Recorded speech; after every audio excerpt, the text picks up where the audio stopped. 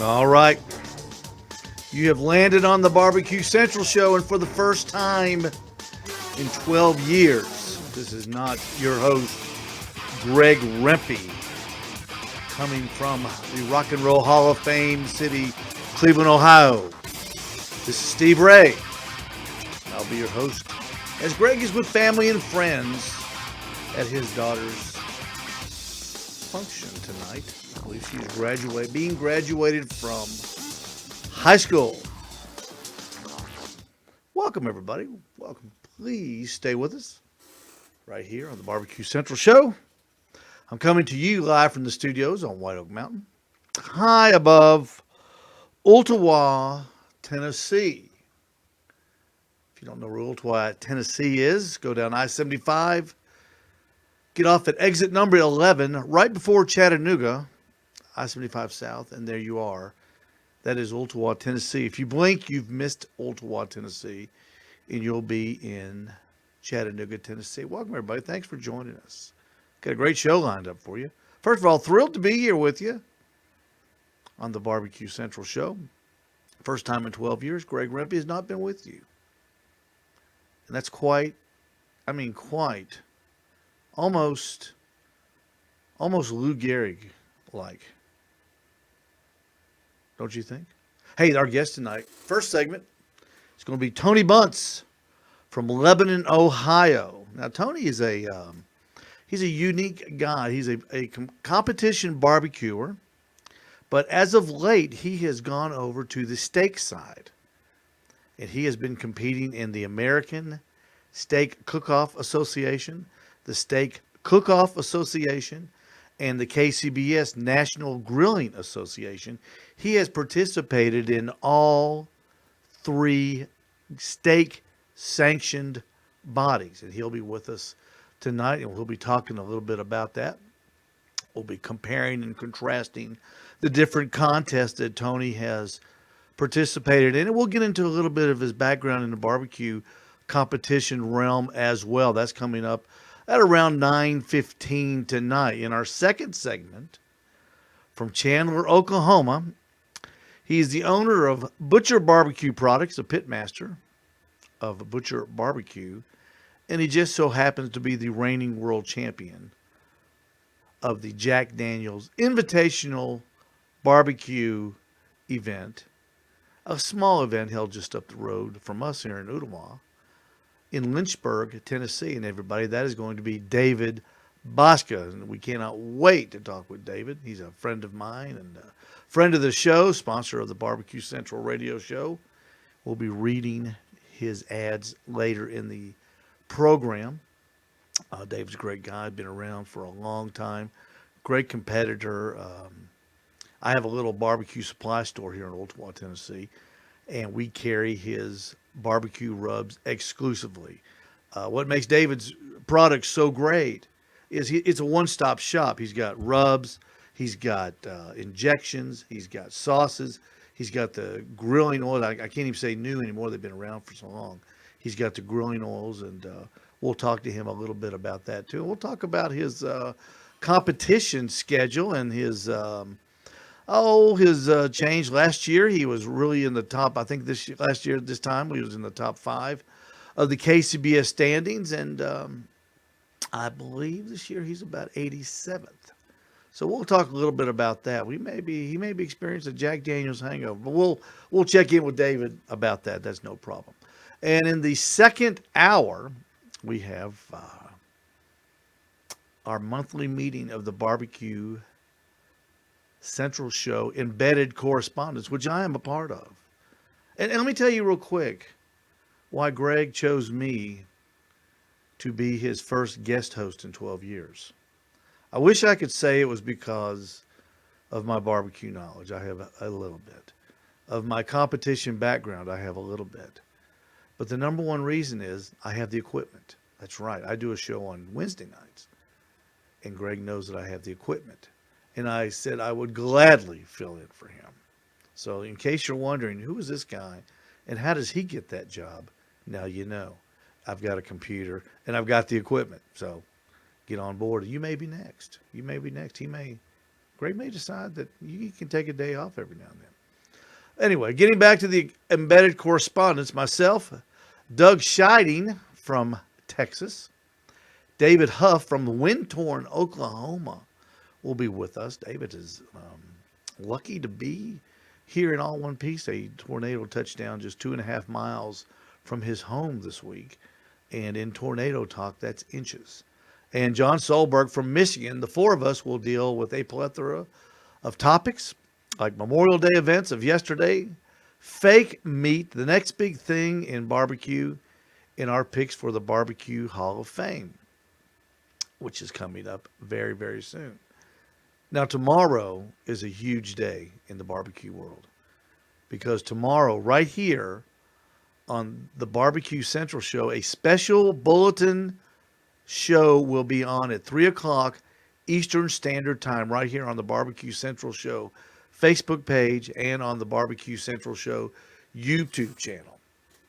It's going to be, Greg will be the host of the American Royal Staff of the Barbecue Hall of Fame. And the 3 2019 inductees will be announced live on that show tomorrow, right here on these airwaves at 3 o'clock. So it's a special edition of the Barbecue Central show at 3 o'clock right here on the Barbecue Central show Facebook page and on the YouTube channel. So you don't want to miss that. Share it, tell all your friends, and it's going to be a great show, and we'll find out who the inductees were going to be. And in case you're wondering, in case you missed last week's show when Greg spoke about the nominees for, you wouldn't believe the number of papers Greg has given me. You would think I was hosting the CBS Nightly News. Here they are. The American Royal Association, Impacting the Future of Agriculture, Scholarships, Education, Competition.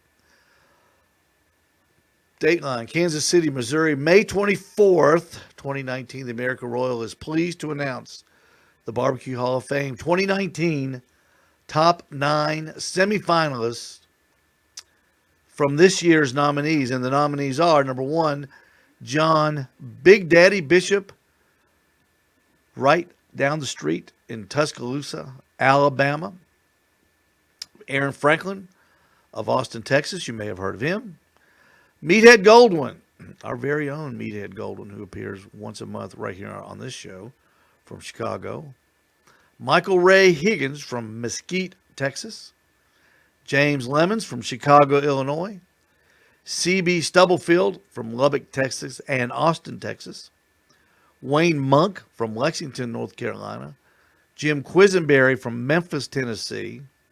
And Desiree Robinson from Memphis, Tennessee as well. And you can go to the American Royal website and you can see for yourself all of these names that are available to you. And that's who we will be picked out of.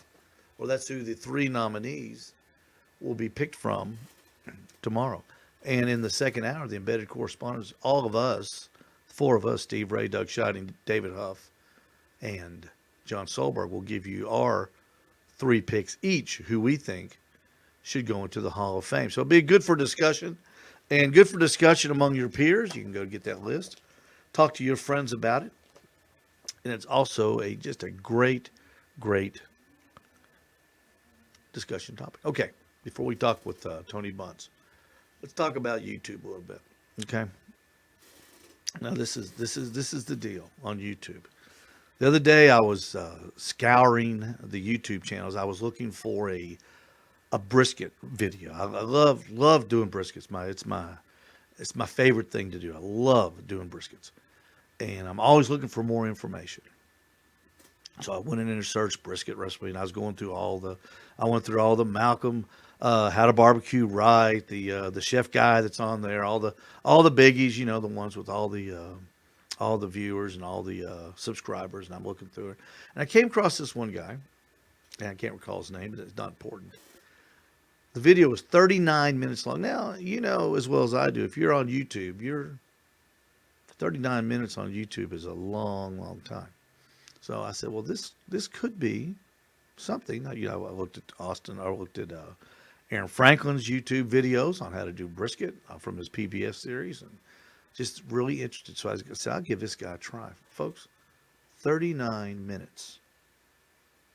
39 minutes of unwrapping a brisket from a cryovac package. I kid you not. I kid you not. 39-minute video taking a brisket out of the cryovac, putting it on the counter, and explaining to his viewers the different parts of a brisket. Now, come on. We can do better than that. We can do better than that. 39 minutes on a YouTube video is an eternity, number one. But 39 minutes on removing the brisket from cryovac, I don't see it. I don't see it. It was boring. God, it was boring. It was so boring. It was one of those things. It was so boring I had to watch it just in case he did something that may have been, exciting. 39 minutes. Never put it on the grill. Never took a knife to it. But he explained to everybody the different parts of a brisket. And last time I checked, there were 2 parts to a brisket. Maybe 3 if you count the big fatty thing between the point and the flat. Maybe. They call that, I think, the decal. And I learned that from David Bosco a long time ago. And he's one of those first-timer guys, and he was saying, now watch this, you may learn something. That'd be like me going on YouTube and saying, okay, I'm going to slice up this brisket. And I've never done it before. I'm a first-timer. But David Bosco, I want you to watch me because you may get some pointers from me opening up this cryovac and explaining to you what a brisket is. I don't know. But from now on, all the would-be YouTubers out there, try to be a little more conscious of the content that you put out there for people like myself, and for most of us. I'd say we're all on the same boat. We're all looking for the secret to something, and maybe, just maybe, make it a little bit more interesting. Okay, we are going to go to the secret screen right now, and I am going to do this. I have to do this because number 5 didn't work. So I'm going to have to do this. We're going to go behind the screen and do this.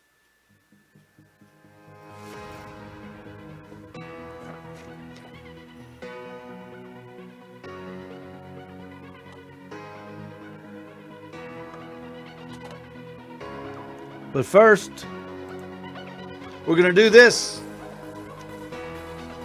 You signed up for the Smoking with Smithfield National Barbecue Championship? Registration is free, so sign up today at www.smokingwithsmithfield.com for all the details. Also ready to find out where you rank against all competitive barbecue teams across the country? Visit smokingwithsmithfield.com and check your rank on the Smoking with Smithfield National Barbecue Championship leaderboard. That's coming up later in the year down in New Orleans. The Smoking with Smithfield National Barbecue Championship. Are you in or you're out?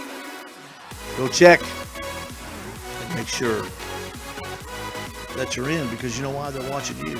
That's right. All IBCA, KCBS, Florida, South Carolina, Mid-America. They're watching you and they're scoring you because they want you there. Stay with us.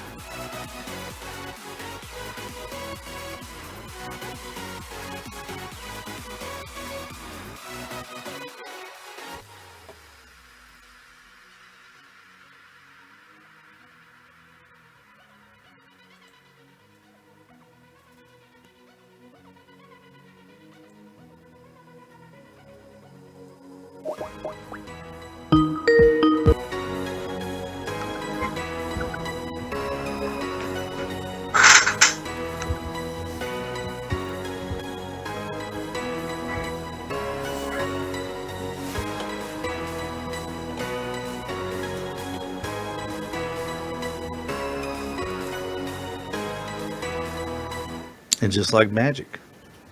Just like magic. I'm going to get out of the way a little bit. Ladies and gentlemen, from Lebanon, Ohio, just north of Cincinnati. One Tony Bunch. Tony, welcome to the Hey, Barbecue Central Show. How are you, sir? pretty good. How are you? Doing really well. Thanks for joining us tonight. Thanks for agreeing to come on and let's talk a little bit about steak. How about that? Sounds good to me. I can talk about barbecue steak all day. I'm with you, man. I'm with you. First of all, Tony, how in the world did you get involved in the barbecue arena? Well, just like everyone else, just started cooking in the backyard. My parents got me a WSM smoker probably 10 years ago for Christmas, and just kind of went from there. Did some local catering events for some schools and things like that. Ended up doing a little street festival here in Lebanon called Third Friday. Did 200 pounds of meat on two WSMs, yeah, with a broken ankle. I was sitting there thinking, what am I going to do with all this meat? Because I didn't think he was going to buy my food. Next thing you know, I had a line, you know, 30 people deep for 2 hours, and Man. here we are. Yeah, same thing. You did 200 pounds on a Weber? Oh yeah, I got very creative. Multiple cooks. Yeah, I was going to say you must have cooked for 2 days. More than that, Yeah, probably. you can get real creative the way you fit the stack of butts and briskets on there, and then we did a second cook of a bunch of ribs and chicken. But it was a lot of food. And that that's the best judges in the world when you're trying to sell barbecue. And you look at that line and it's just nonstop, isn't it? Oh yeah, sometimes you get a little frustrated when there's six judges at a barbecue or steak contest give you those sixes or sevens, but as long as you can keep that line moving, that's all that matters. And the smiles on their faces, and when they come back and tell you about it, that's what it's all I know. about. How can you not love my food? They loved it at the fair last weekend. I Exactly. won there. I won there. You should have been there. It was great. Then so then you started in the contest, I guess, right? Yep. So shortly after that first event, ended up going to get in a food truck and did that um, as a side gig. This is all hobbies gone wild for me. Yeah. But then that quickly turned into KCBS competitions. I've done close to 100 of those. Wow. A Are you few, kidding? a few 100? years back, I did 26 in one year. So that kind of gets a little tiring traveling out that long. And I know a lot of those guys do 40 a year, and I don't think I'm cut out for that. So that's when I kind of started to do the steak thing. Well, that's what I was going to ask you. You kind of transitioned into this steak thing. What I know what a lot of people why it appeals to a lot of people is because of the time and effort it takes. But is that what drew you to it, or was it you like one of those king of the cul-de-sac kind of guys when you're cooking steak? Mine's the best, and woe be anybody that says different. Uh, there's always more than one way to do things, so I don't ever think I'm going to say mine's better than all the other ones, because you can have a lot of good food out there. But it started out so the American Competitive Steak Association is a newer sanctioning body. That's Started here in Ohio because there just weren't any SCA events, basically. hmm And it's a little bit cheaper for the event organizers to do, and there weren't any SCA reps in this area. So the big expense in this area was just getting the reps here to do an event. So SCA kind of formed to help solve that problem, and they do a lot of contests on a Friday night at a KCBS event. So that's how I got hooked in, and then we just kept going from there. So you do the American Competitive Series, you do the KCBS Series, NG National Growing NGS. NGS, Yep. right, and the SCA. Yep, I've Um, done events in all three. so how do they are they so similar or well let's back up a little bit. Why the the SCA is the big gorilla in the room. Yep. And the one that, as a matter of fact, you're the reigning team of the year of the American Competitive Series. Matter of fact, what drew you other than other than tiring of the barbecue scene of I guess of the length of time, and you wanted to simplify it. What brought you there? Did you just want to stay closer to home, or were you uh, or were you weren't happy with the SCA or the national grilling one from KCBS? So the the ACSA ones, they just happened to be at a lot of the KCBS contests I was doing. So I just kind of got hooked in there, and until recently there were no SCA events anywhere close to me. I mean, Yeah. probably 6 hours. And these were already at events that I'm already doing for KCBS, or there were some that were, within an hour or 2 hours. And like you're saying, it's a steak event. It's one day. You show up with one grill. They give you the meat. So it's a much more approachable event than a KCBS event. So I think, especially for teams that are, a lot of people see these barbecue competitions on TV and they see the big trailers and they're super intimidating. A steak contest, anyone can do. They give you the meat. You just show up with any kind of grill, or I've seen people do it just on a charcoal chimney.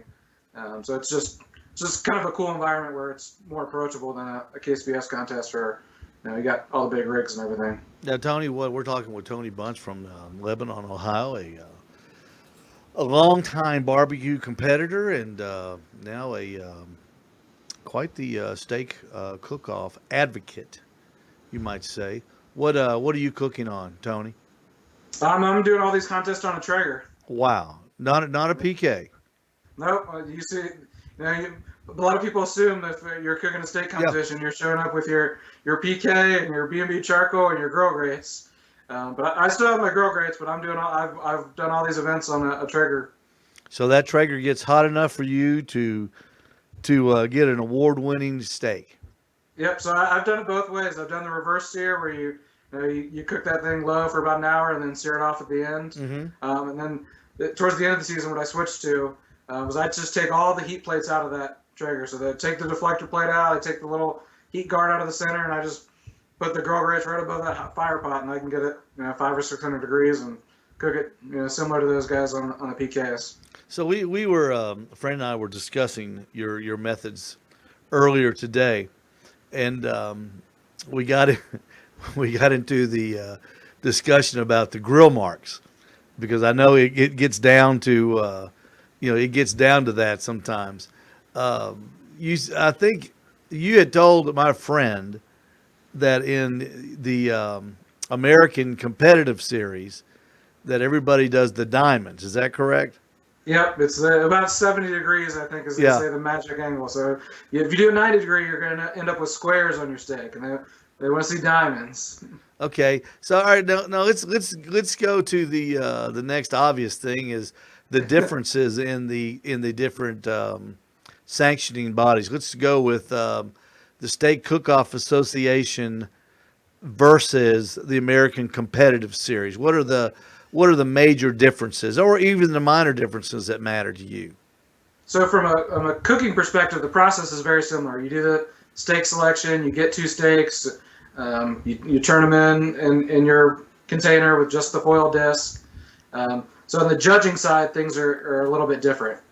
So in the SCA, and I've only done a few SCA events, so I'm not quite as familiar, but the way they do it, they have a half an hour turn-in window, so you have a much, you can turn it in all the way at the beginning or all the way at the end, and different people have different strategies on that.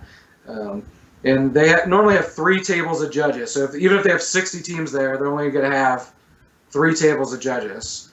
At a SCA or a ACSA or even an NGS event, those are going to be more similar to a KCBS judging, where they've got judges of 5 or 6 judges at the table, and your meat's only going to get tasted by if there's 25 teams there, there's going to be 25 judges to match that up.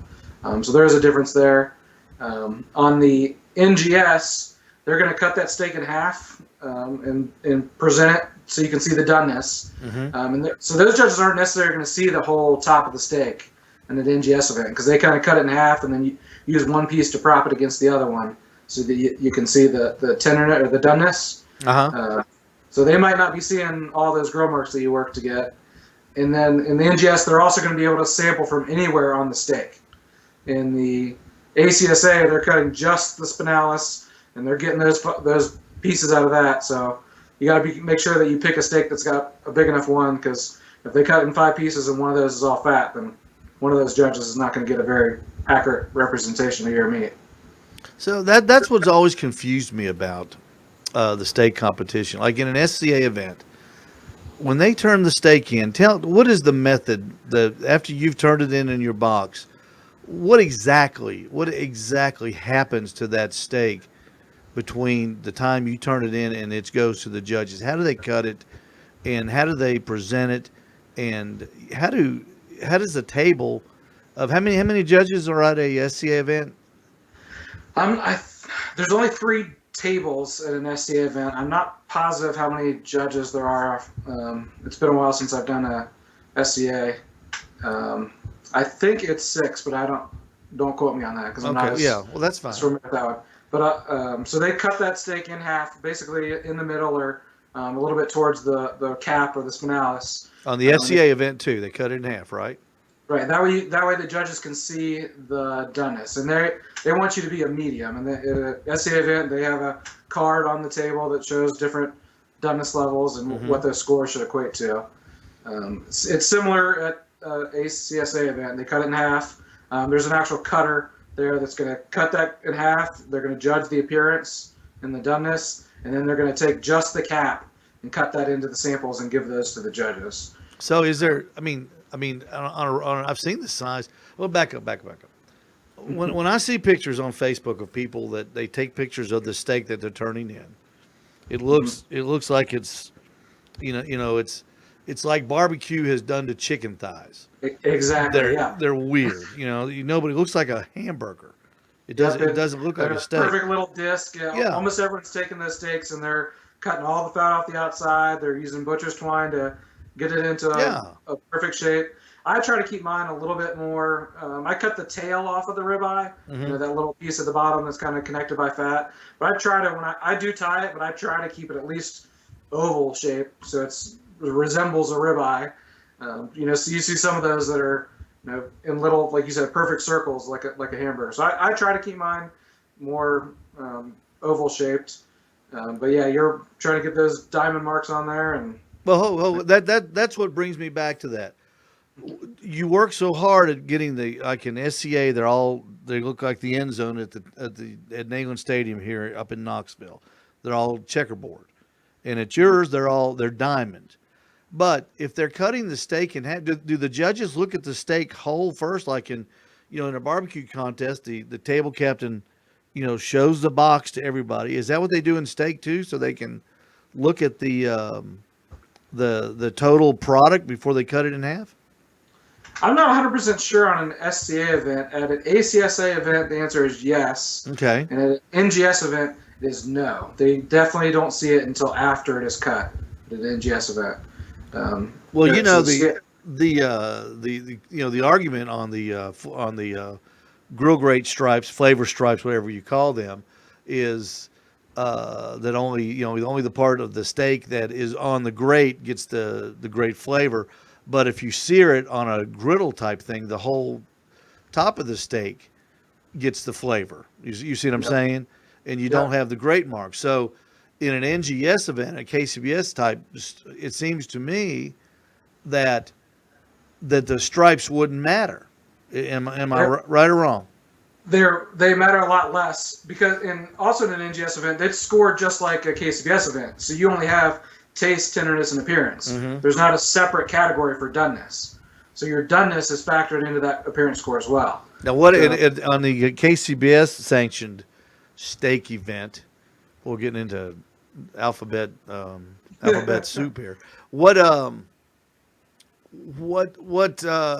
How do they judge the doneness, though? I mean, that's part of the appearance score. Okay. They're supposed to look at because they're seeing that sample cut. Okay. So they're judging that as part of the appearance. So kind of going back to what you said, that kind of makes the grill marks a little less important because if you got perfect doneness, but your grill marks aren't perfect, that judge is still going to likely give you a pretty good. So they're looking for medium as well. Correct. I do turn mine in a little closer to medium rare than medium. And sometimes that works out, and sometimes it doesn't. It depends on how technical the judges are. Yeah, they're sitting there. Well, Tony, the advent of steak competition is booming. I know that there's a KCBS event here in Lafayette, Georgia, next weekend, and on Friday night they're having a steak contest. I don't think it's a sanctioned event, but I went to it last year, and it was a very fun event. They had a table of local dignitaries who were judging steak, and I think they just judged it on, hey, this one tastes the best. Yeah. But in all types of contests all over, especially in the South, everybody seems to be doing a steak contest. Can this thing on a national level get bigger than it is now? Because SCA is not only nationwide now; it's they've had it overseas, and I'm sure that the American competition, the American competitive series in your state of Ohio is growing as well. Yeah, I think the big thing is it's so much more approachable. So if you're someone in your backyard that wants to try to get a state competition, it's low entry fee. You only have to show up with one piece of equipment, maybe a table, a tent, and a grill. But really, as long as you have a grill, that's all you need. You can cook a steak in 10 minutes or less. People have all their processes with marinating or not marinating, but the actual cooking process is pretty quick as opposed to a KCBS competition where if you're never done one of those before and you go to a competition and want to see what it's about, you see these giant trailers that cost tens of thousands of dollars and people are cooking $200 briskets. And I just think it's a lot easier to get into a state competition if you're someone in the backyard. So I think there's a lot of room and opportunity for that. All right, when Tony Bunce heads to let's see, what's a good city? Canton, Ohio, for the National Football Hall of Fame a steak competition. What's Tony Bunce packing in the what kind of vehicle is he taking, and what's he taking with him? It's funny you say that because there is an SCA event just north of Canton in 2 weeks that I'm going to sign up for. So I'm Did my homework. I'm going to have a Traeger of some sort with me, either my Pro 22 or I'm hoping to get a Ranger here soon. That's their little tabletop grill. Yeah. A folding 6-foot table, an easy up, and if they have power or not, a generator. So, and then I've got my toolbox. It's got my Thermopin, my nitro gloves, and my seasonings. Which my steak recipe is pretty simple: garlic salt and historic barbecue block seasoning. That's it. That's it. Now, what do you take the generator for? What do you need power for? Because I've got the Traeger. I got. Oh, that's right. That's right. I forgot it's got to have electricity. Yeah. They don't run off a little 12 volt. I've got a. They don't. They have probably could, but I'm always one of those over prepared type of guys. So I'm going to bring the 30 amp generator with a full tank of gas just to run the 30 amps of the Traeger. Well, those little Hondas are so quiet. That'd be smarter than bringing a jumper box for sure. When I go to contests, when I do when I use my Gurus, I run them off of those jumper box batteries instead of depending on the power at a contest, because sometimes that power gets a little bit sketchy sometimes, if you know what I mean. Especially overnight, you don't want that thing to go. Exactly right. So you're traveling light.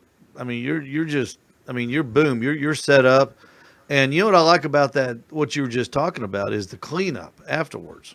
Oh yeah, that's so much easier. You have my disposable cutting boards, so that goes in. Yep. There's not much I'm taking home to clean. Maybe a knife. That sounds like a great hobby, Tony. And I think they're just now starting to get to the southeastern United States as far as the Chattanooga, Ooltewah area where I live. I know they're getting of course they're getting a lot more in Atlanta, Nashville, the bigger cities. But I think more and more people are showing an interest in it in these smaller areas like where I live, and I really look to. I'm really anxious to be able to. I've never competed in one, a sanctioned one, but are there any types of vessels that they prohibit in the American competitive series? Nope, it's whatever. You can cook it on whatever you want, as long as you're, don't have any foreign objects in there, or make sure your string's not on your steak still, or no sauces. But you can cook on whatever you want, and as long as you turn in a steak, and you're good to go. Have the sous vide people showed up at your contest? I've seen a few teams sous vide before. What do you think about? What do you think about that? I think the more open you are, the more people are going to try it and get out there. But I'm not sure. I guess if they start winning, you're going to see a lot more people use them. And if the guy wins with a 28-foot motorhome, Beware, yeah, because everybody else, Exactly. everybody else will have a sous vide and a 28-foot motorhome. What Yeah. how about the gas grills? A lot of those guys show up with gas. I don't think I've seen a gas grill out there yet. I've seen lots of Weber kettles, lots of PKs, a couple sous vides, a few people just using chimneys with a grate on top, Yeah, and the I've seen occasional that. pellet cooker like me. But I don't know if I've seen a gas grill out there yet. Well, the reason I say that is because most people use gas grill throughout the week. Yeah. I know there's purist people out there saying oh baloney, but I'm not going to say I'm guilty, but when I come home from work, I just don't want to start a charcoal fire, so I use my Weber gas grill. And I don't know, do you have a gas grill at your house? I just have the Traeger. It's just as easy to turn on as the gas Okay. grill. But I'm Well, with you. I'm not a purist. I'd rather someone cook on a gas grill than not cook at all. So yeah. Well, that's good. That's a good thought, and it still tastes good. I mean, you can still get a great tasting steak on a gas grill. You know it. yeah, yeah. I wouldn't be surprised to see people use like camping grills out there. I mean, Yeah. Weber's got a little tabletop gas grill. That would be perfect for a steak And I was just contest. thinking maybe the judges were used to tasting, steaks made on a gas grill. It may be more, it gets back to that argument where in a barbecue contest, should you use all the designer sauces out there, or should you just use Sweet Baby Ray's? Because 90% of the people that eat barbecue eat Sweet Baby Ray's, and Yeah, they're used to that I taste. know. You see where my theory's going? Yeah, I know a lot of KCBS guys that have scored pretty well at using Sweet Baby Ray's, and you always have those blind sauce contests where people are turning in Open Pit and Casey Masterpiece and Sweet Baby Ray's that are beating all the Yeah, they turn to mix them expensive up. sauces. Yeah, that's funny. Tony, thank you so much for being with us. We gotta fly and get on to some other guests, but it was really nice of you to hook up with the Barbecue Central show, and especially with me while I'm filling in for Greg. I know I'm not the major leagues. I'm still the B team, but it was nice of you to spend some time with us. I really appreciate that very much. Yeah, I appreciate you having me.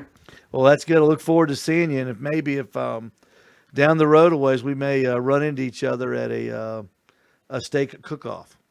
Sounds good to me. I'll see you there. You bet. Thank you so much. Thank you. All right, we're gonna do this. We're gonna hide behind that screen real quick. And then we're gonna do this. Let's see here. Let me get to Tony. Let's hang up on him. All right. He's gone. And we're gonna do this. And then we're gonna do this.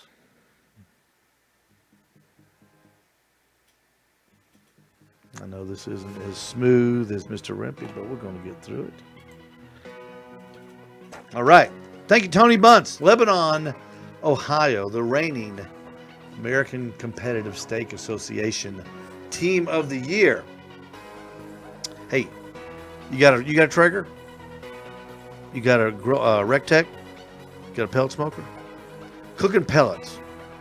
This portion of the Barbecue Central show is brought to you by CookingPellets.com, your number one source for quality wood pellets for all pellet-driven cookers.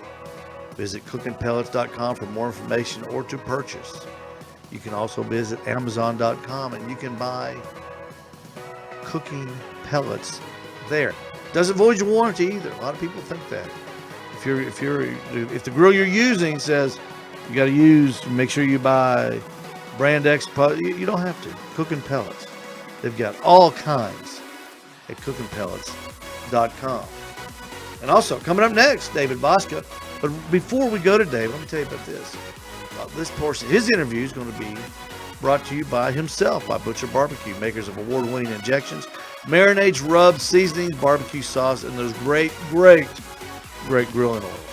If you haven't had those grilling oils yet, go to butcherbarbecue.com and pick you up some. They are fantastic. One of the best sellers out of my little barbecue supply store is the Butcher Barbecue grilling oils. All of Butcher's barbecue products have been tested on the competition circuit, as well as backyards worldwide by the pitmaster of your neighborhood, and be the pitmaster, rather, of your neighborhood, and visit butcherbarbecue.com to stock up. We'll be right back. We're going to get David on Skype. and we'll be right back. So stay with us here on the Barbecue Central Show with Steve Ray filling in for Greg Rempe.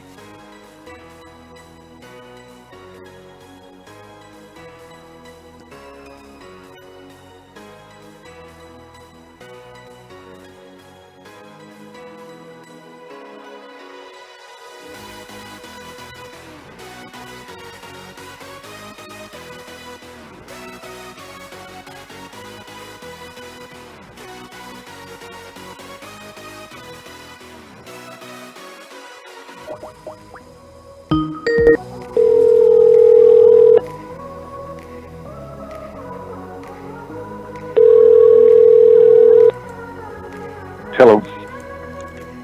Hey, Dave, hold on. Yep.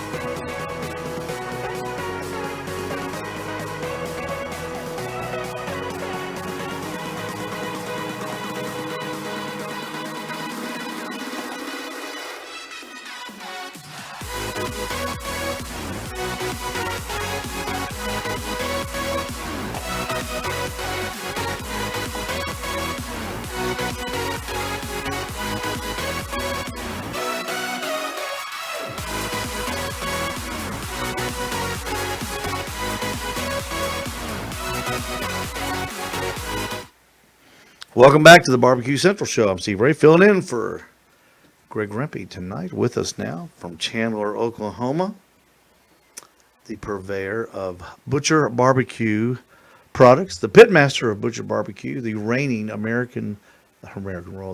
he was second place last year at American World, but the reigning Jack Daniels World Championship barbecue champion, David Bosca. David, how are you? Hey, what do you say, Steve? I'm doing good. How you, man? Everything good in Chandler? I'm good. Yeah, it's dry right now for the time being. Did you guys dodge the storms out there? No, we've had some lots of floods. We had floods up, probably half mile from the house, quarter mile from the house. It was a good 5-6 foot deep. Good grief. Our house is a little bit high on the hill, but it's all good on our end. But I mean, yeah, lots of floods right here where we're at. Well, we saw of course, everybody saw the video on the news and everything, and it's horrible. It's horrible out there. Tornadoes, wind, flooding, the Arkansas River just going crazy. But yeah, lots of that going on. But we digress. Butcher Barbecue, David. One thing I like about your products, and I sell them at my little barbecue supply store here in Ooltewah, Tennessee, and you know that, is the one-stop shop that you've set up over the years. When you started out, did you ever imagine that it would grow to this level? No, can't say I did. It was always wanting that one more item, always cooking and then trying to develop what we cook to where it be retail friendly. That's how all that has come about. My grilling oils, it was a basis off of a couple different things we used to do.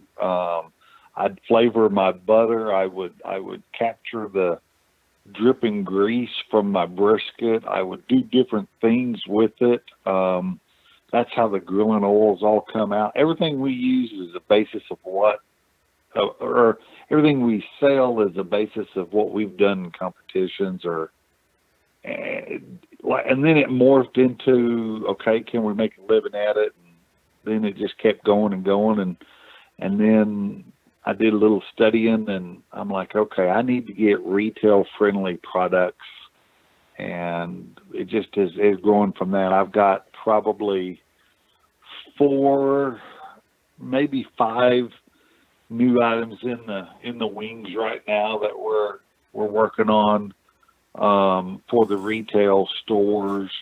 So it's just, we're always doing something. There's no doubt about it. And you always shoot for that one home run, and sometimes you'll take a whole bunch of base hits before you get to that one home run. But I'll tell you that one. Don't like them strikeouts, but I don't know if it's a home run for you, but it sure is a triple with us. Is the grilling addiction rub that you've come out with? Oh yeah, that's a good one, David. That stuff's out of sight. And share with the audience here at the Barbecue Central show how important that grilling addiction was in your win at the Jack Daniels. It went on everything except for the chicken breast. And the reason it didn't go on the chicken breast is I forgot to put it on a chicken breast. You know, at our little store, we've got a table set out, and it's got all your rubs on it, and I've got them all in little containers. I've got spoons out there, so everybody, those little plastic spoons, so everybody can just sit there as they come through, and you can sample each individual rub. And 9 times out of 10, when somebody finishes sampling all the rubs, you know where they go to? They go to the shelf and they get the grilling addiction. It's Yep. tell everyone what's in that stuff because it is so. I mean, folks, I'm telling you right now, it's a force to be reckoned with in flavor, and the flavor is what it's all about when you're cooking. When you're cooking for friends, family, especially in your backyard. Oh yeah, yeah. There's two different kinds of salt in it. One we got real fine ground and everything, and then we've actually got a flake salt to where it just stays on the surface, to where it hits your palate immediately before the stuff it soaks in. We've got our HVP in it, which is our vegetable proteins that we use in our injections. It's actually in that too. We've got some of our beef flavoring. We've got pepper. We got lemon zest. We got, my gosh, we got all kinds of stuff in it. It's a full flavor product. You know what's so A balanced full flavor. yeah. Before the grilling addiction it hit the market hard. The honey rub was our big seller because that goes on everything except I guess you could use it on beef, but it's not. I wouldn't prefer it on a brisket, but on ribs, chicken, and on pork, it just makes the nicest looking bark on a pork butt, and it gives the ribs that copper, gives the ribs that copper penny color that the judges are always seem to be looking for. What goes into the honey rub that makes it so special? I'm going to say it's a little bit of everything that we do with every bit of our product. We're very adamant about what goes in it. We buy the same product that we bought when we started. And in that, it is our dried honey that's in it. That we buy the very same dried honey that we've always bought. I'm just adamant about keeping the same product, and it's that particular dried honey that gives it that really high-end honey flavor. If I'm not mistaken, I'm pretty sure it was the original honey rub out on the market. Then I think since then there's been a lot of different variations of that one, but I'm pretty sure this was the very first one. Go back to I've heard you tell the story a couple times when you were starting.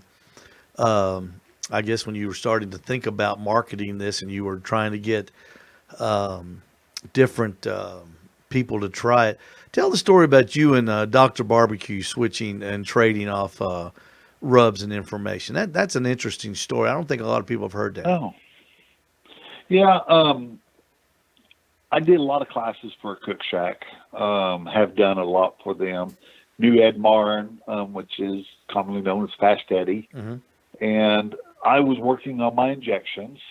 And my injections is basis of a lot what we used to do in the meat shops for tumbling of meat and vacuum tumblers. And the father had a fab. He was the only one really in the barbecue world that had an injection, and he had gotten at that point very, very sick, very, very sick. I did get to speak with him one time. I never really got a chance to talk with him very much, but I did speak with him one time. And anyway, his product was getting hard to get because of his sickness, and it was just really hard for him to keep up with his business. Yeah. And I was in the process of trying to get mine launched, to get the right products and all that.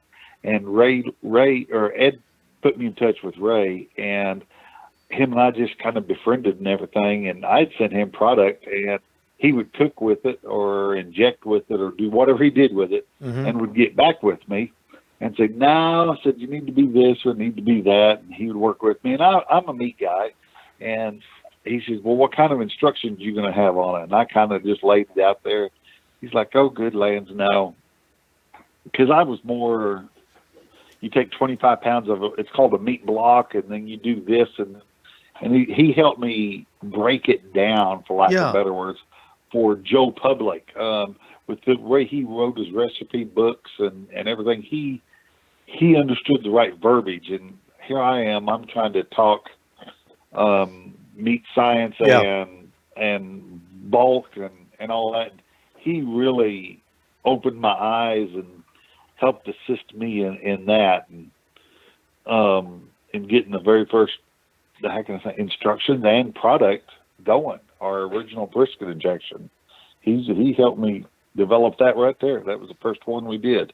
Yeah. So that's where it all started, was with the brisket injection. Yeah, the original brisket. Yep. Yeah. And I had the original pork just real quick right after that. Mm-hmm. And that it was a year later I had introduced our prime dust, and we marketed that for a couple of years. And we'd telling people exactly how we mix it, how to mix it. And everybody kept saying, "Won't you pre-mix that for us? That way we ain't got to buy two different ones. Won't you mix that for me?" And finally I was like, "Well, all right, let's do that." So that's how our prime injection come up. Uh-huh. And we still sell the prime dust on its own, because we still have a good amount of chili cooks that use it. Hamburger cookers use it in their hamburger meat. People have their own recipe of an injection. They still mix it up themselves. And Oh, yeah. a lot of teams will still like the original and that mix it. David, I'm I've gonna got tell you right now, uh, the butter flavored, just the standard butter flavored mhm. grilling oil on popcorn. I mean, it's fantastic. It's better than movie theater popcorn. I mean, Yeah, that's what kind of robust flavor that all your products have. well, thank you. Yeah, I've had people call me and tell or ask about the chipotle, because they fry their eggs in it. They just what they use in the mornings, and Mm-hmm. so it does go beyond what we would traditionally think it should be used for. Um, I was talking with one of my son-in-laws this weekend. He was tasting one of my new products, and he had a completely 180-degree turn idea of how to use a new rub we're looking at.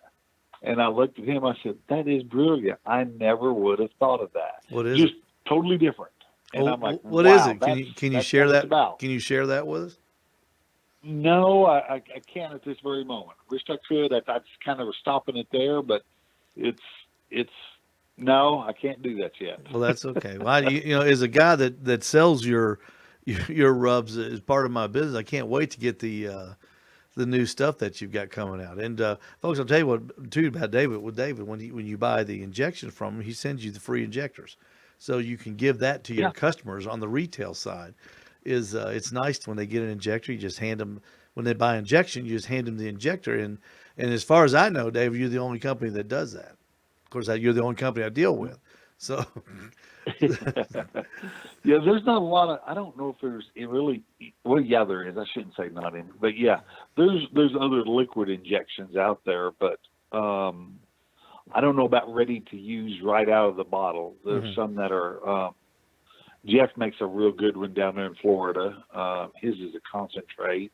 Mhm. And then there's some out of Texas that's grocery store driven. It's been out on the market, but it's basically Worcester and beef flavoring. Yeah. It's not yeah. Well, let's switch over to the competition side. Last year, at this time, you were hitting it pretty hard on the competition trail. I believe last year about this time, you were in the top five. I know for top 10 for sure in the KCBS standings. And Hmm. you wrangled your way over to the that little contest up in Lynchburg, and you won that. Before that, you came in second place to Darren at the American Royal, and then that's a pretty good finish in a major.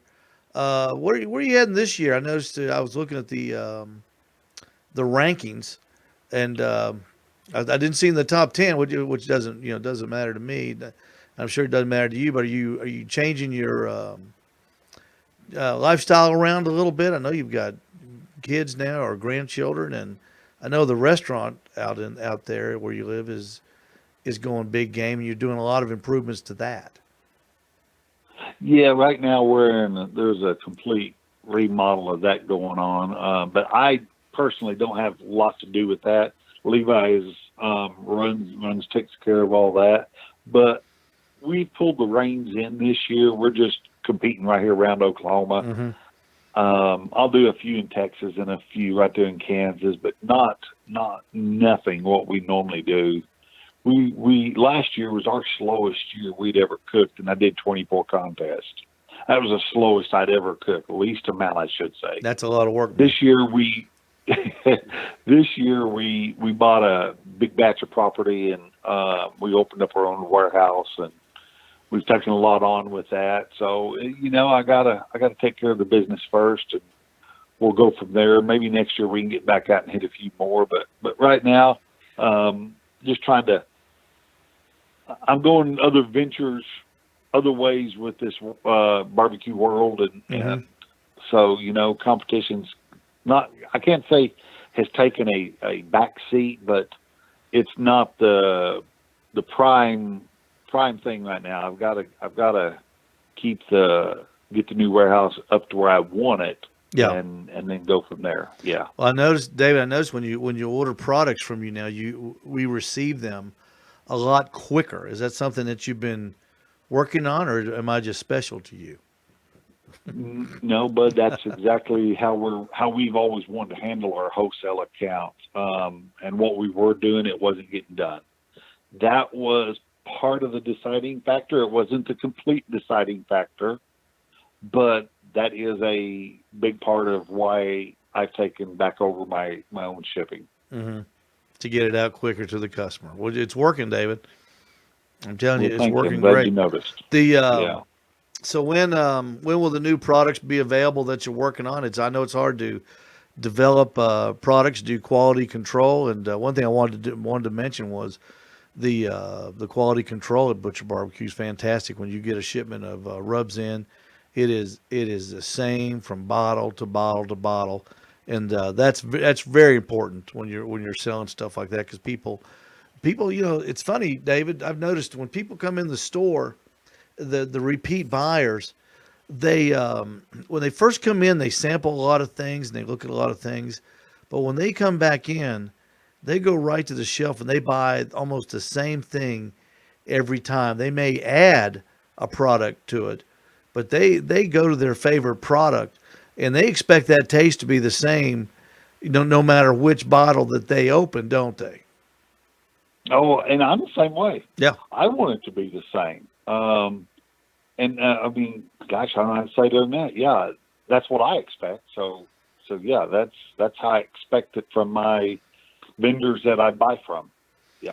Well, Dave, you've done a fantastic job, and as always, we appreciate you spending time with I us here. appreciate you a bunch. I see all the promotions you're doing out there. That is great. You're building a great business along beside all the other stuff you got going. Golly. Well, it's a lot of fun, and it's fun you being a part of it. And what I like, again, I can't reiterate this enough, is, folks, if you have a retail place or if you're thinking about it, Butcher Barbecue, he's got everything. You don't have to go shopping. You don't have to go to different websites to buy. He makes it so easy. The website is easy to navigate because David, a lot of times we're busy at work and we don't have you don't have an hour to sit there and play what if and point and click and stuff like that. You're and when you go to the shelves and you look at your product, you think, hey man, I need some grilling addiction, and I need some honey rub,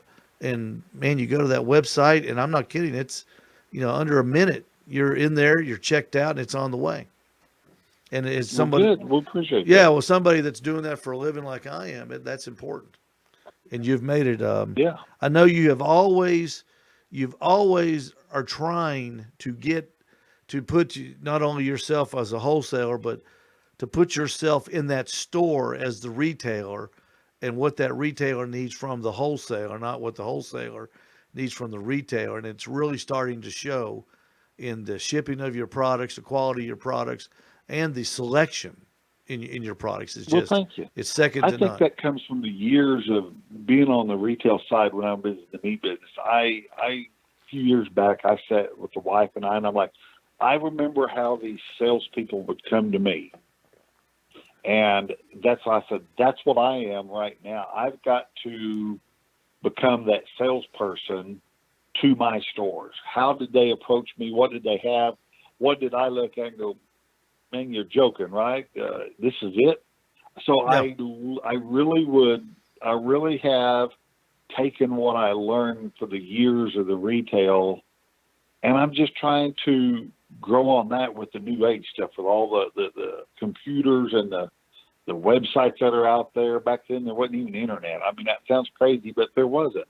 Salesmen would come in, they'd have flyers, they'd put it down in front of you, and look, we're taking $4 off this case, we're taking $3 off of this case. You need to buy 25 cases to get that price, though. Yeah. Yeah, stuff like that. But, well, it's totally different now.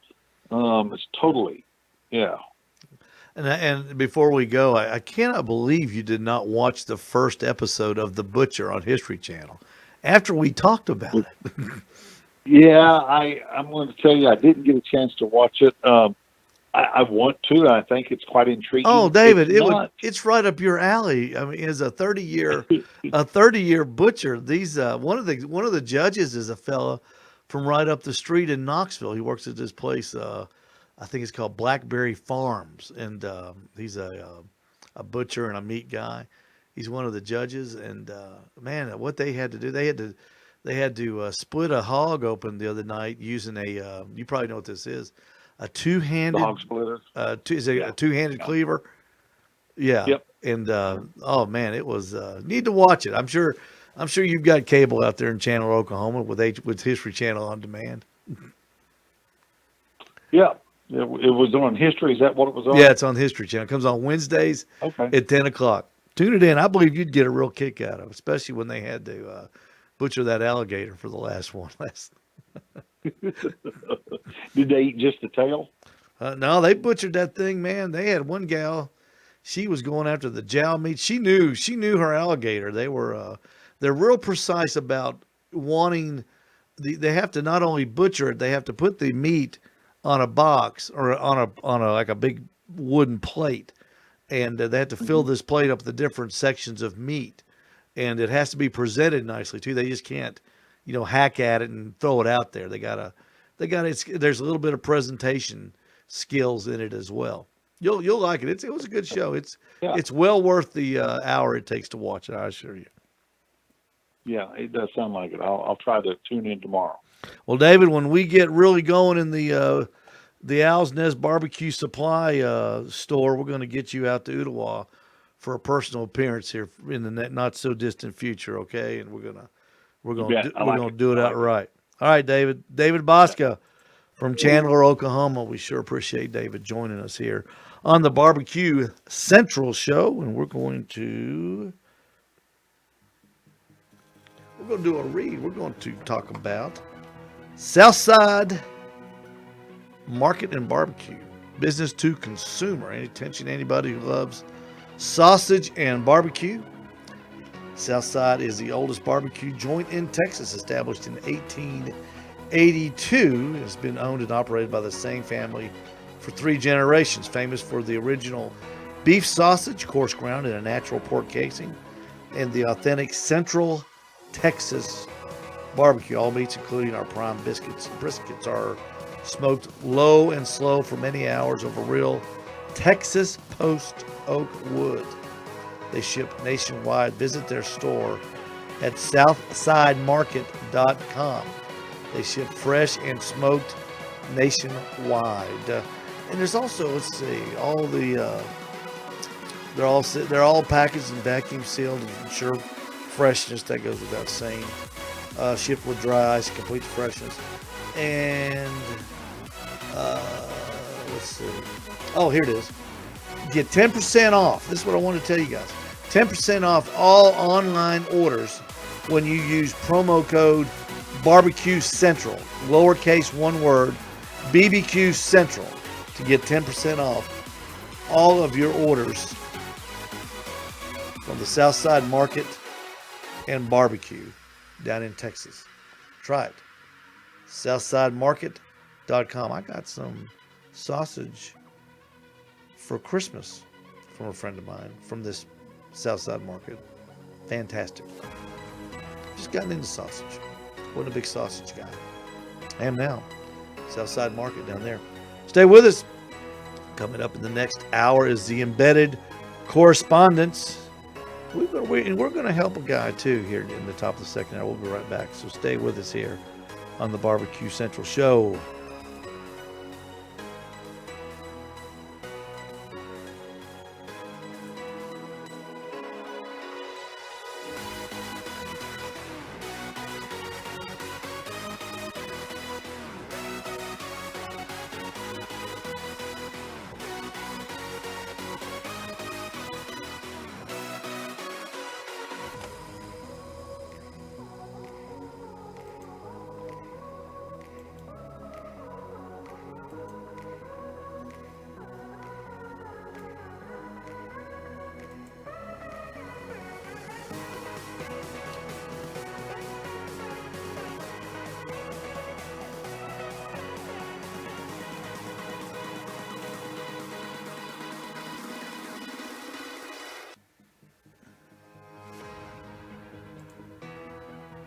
All right, welcome back.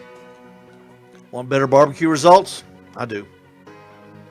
Big Papa Smokers is here to help. Hand-picked selection of the very best barbecue supplies in the business. Big Papa Smokers wants to help you achieve barbecue greatness. You'll find everything you need for cooking outdoors at BigPapaSmokers.com. They sell those little cutting boards. You know those disposable cutting boards? Smoky Mountain cutting boards you buy by the case, $35 to a case. Great prices at BigPapaSmokers.com. Also known for their championship rubs and seasonings. Sweet Money, Cattle Prod, Cash Cow are proven winners on the competition barbecue circuit and in the backyard. Big Papa Smokers offers 13 perfectly balanced flavors that will transform ordinary meals into extraordinary. Whether you're cooking to impress judges or just grilling for the family, the most important people you grill for. Big Papa's award-winning rubs and seasonings will not be a disappointment. Pick up a bottle today at Big Papa Smokers.com. Don't forget, you also got the Big Papa Smokers do-it-yourself drum kit. I bought one and I built one out of a 55-gallon RD. Really, really cool, and it works really, really well. And the instructions on YouTube on how to put it together are fantastic. You'll enjoy that. A Big Papa Smokers barrel ugly drum smoker. I tell you folks, ugly drums are sweeping the nation. They are sweeping the nation. Welcome back. Don't forget, let's see here. I have to make sure I read this. Oh, you wouldn't believe. You would not believe the number of papers that I have gotten from Mr. Rempe. My name is Steve Ray. I'm broadcasting on the Barbecue Central Show. We are broadcasting live atop White Oak Mountain in the little community known as Ooltewah, Tennessee, here right northeast of Chattanooga. And still to come in the second hour is the Barbecue Central embedded correspondence segment. That'll be up in just a few minutes. And that is going to be via the Fogo, let's see, where's that? Fogo, right there, the Fogo Charcoal Hotline. Also, stay in touch with the Barbecue Central Show on Instagram and Twitter, and the Barbecue Central Show on Facebook. Don't forget the best moments of the Barbecue Central Show, produced by John Solberg, our Michigan embedded correspondent, in 10 minutes or less. Episode number 74 is a journey back to July 2011. Heath Hall of Pork Barrel Barbecue joined Greg, and he discussed what was either the best product to hit the market, or the worst product to hit the barbecue market, that being Q Cologne. I'm not kidding. Q Cologne. I thought it was the most vile thing ever, said Greg. However, I was the first order placed, verified by Heath, and in the second segment of the Best of the Barbecue Central show in 10 minutes or less, Greg will chat for the first time with Amy Mills. Got her background and what it's like working with her dad, Mike Mills, who is a barbecue legend. All that coming up Friday on the best moments of the Barbecue Central show in 10 minutes or less, produced by John Solberg, the Michigan correspondent from Michigan. A listener writes, I like to make beef ribs. We live in a condo, so I have to use the barbecues that are provided by the condo, I guess. It's a big deal, isn't it, when you live in a condominium or a close-knit housing about grills. I know my friends say they can't even have a grill. I can see why. Anyway, the barbecues that are provided are gas. When I put the ribs on, for a while there is some flame coming from the barbecue, perhaps reacting to juices from the ribs. The ribs will tend to get done on the outside before they are well cooked on the inside. I don't put the barbecue sauce I don't put the barbecue sauce on in the beginning because for sure they would caramelize and then burn. Yes, they would. I try to keep the heat around 300. Any suggestions to keep them from burning? Thank you very much, and thank you for listening, Bruce Rubin, who listens to the Barbecue Central show. He sent that to Greg. Well, Bruce, I would suggest, and this is preached by a lot of barbecue people, and especially by our monthly visitor, Meathead. You set up a 2-zone cook on that grill. Now, you can do that as long as you've got 2 different control devices. If you only got one, it's going to be hard to do. You're going to have to block off somehow or stack something. But if you've got a 2-burner barbecue grill, gas grill is what you're using, take the ribs and put them on, say, the right side, and take that burner and turn it way, way down, almost off. Take the other side, turn it up about 3/4. 300 degrees for ribs is, if you're not using the pit, is really kind of, that's kind of high. You know, when people cook chicken, they always say, oh, I can't cook chicken because it burns. Well, the reason it burns, you're cooking chicken on a gas grill, the reason it burns is because you're cooking it at 400 degrees. And chicken is full of fat and grease. And yes, it's going to burn. It's going to taste terrible. It's going to get black on the outside.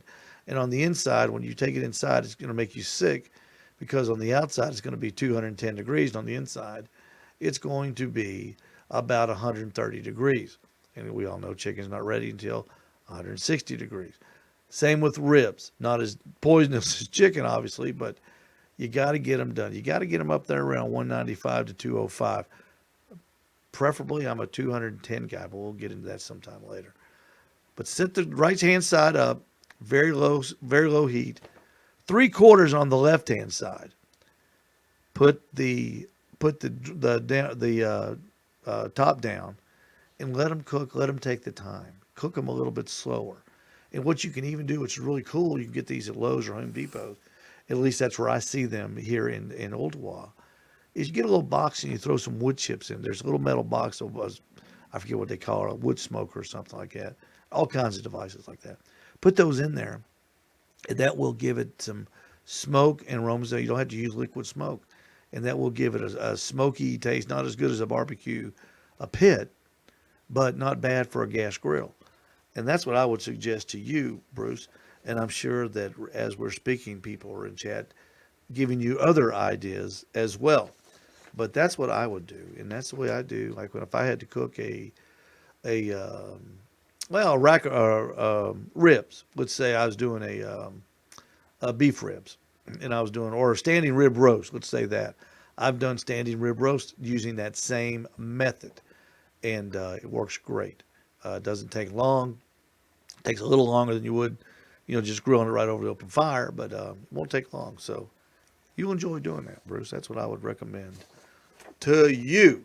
All right, before we head to the embedded correspondence, let me read this. Let's see. Barbecue Guru and Green Mountain Grills together. The Barbecue Guru products. Barbecue Guru. I use it. The Party Q is my favorite device. I use the DigiQ in my big smoker, but the Party Q, I've got a pit barrel cooker, I've got a Weber Smoky Mountain, and I've got two QSB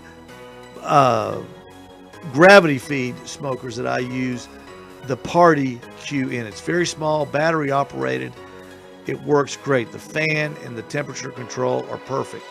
If you've got that situation at your house, you're smoking on a Weber, a pit barrel cooker, go to barbecueguru.com and order the Party Q. It's simple. It does the job and you will really enjoy it. Also, for the Green Mountain grills, the Classic and the Prime models are more robust with a bigger chassis. Greg had the guy that owns Green Mountain Grills on a couple weeks ago. Also has 12-volt power technology, which I love because it's portable. Let's see. A 12-volt power technology, 2 internal meat probes, peek-through window, which is kind of cool, in the main cooking chamber, and the pellet hopper. They've got 3 sizes. The Davy Crockett is the portable unit, and then the Daniel Boone and Jim Bowie for the backyards. The bigger 2 also accommodate the pizza oven insert. That's where it's at, folks. Pizza oven. I like those. And they're also pellet rubs and sauces to complete your outdoor cooking experience. The GreenMountainGrills.com, sold only through licensed dealers, and that's a good thing because you'll get training from your local dealer when you buy a Green Mountain Grill. We have a dealer right here in Ooltewah. Been selling Green Mountain Grills for years and years and years. And folks, I'm telling you something.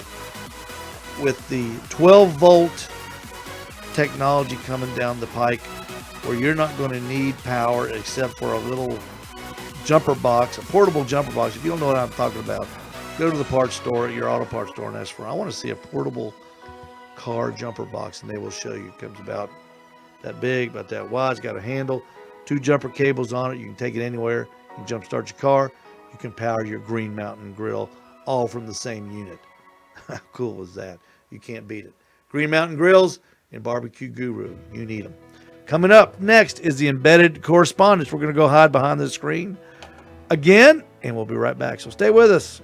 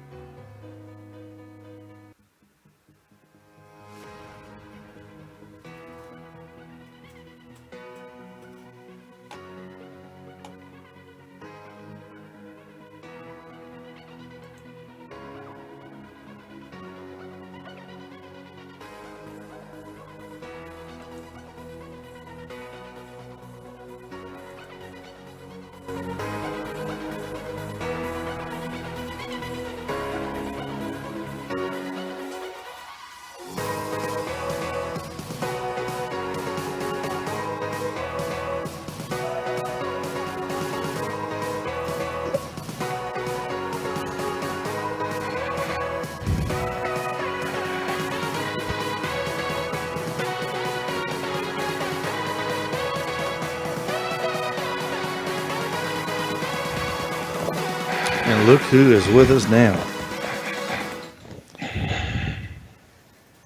All right, I'm going to start it. I'm going to start it right now.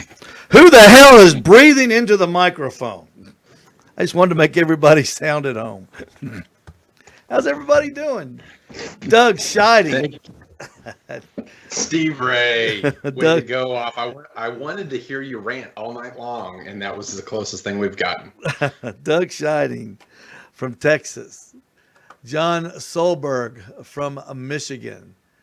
And we have got David Huff from Windtorn, Oklahoma, with us tonight. And I'm Steve Ray from Ooltewah. And you're listening to the Barbecue Central Show and the Embedded Correspondence segment. I take it that all is well in everybody's court. All's good. That would be a shake your head up and down, fellas. Thank you very much. Okay, let's go around the table real quick. John Solberg, Barbecue Hall of Fame fan or not?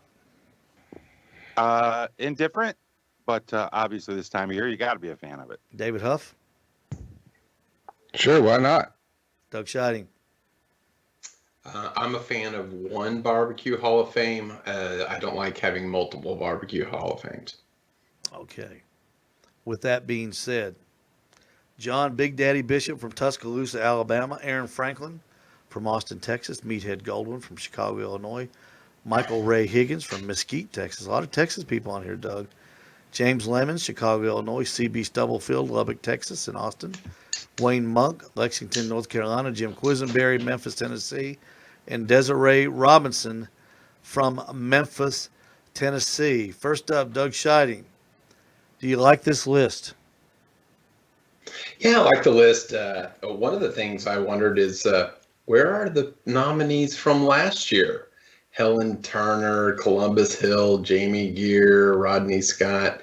Where are these people? So if you're on the list of final 9, do you not kind of pass over to the next year? But I think it's a pretty good list and a lot more diversified than it has been in the past, if I can say.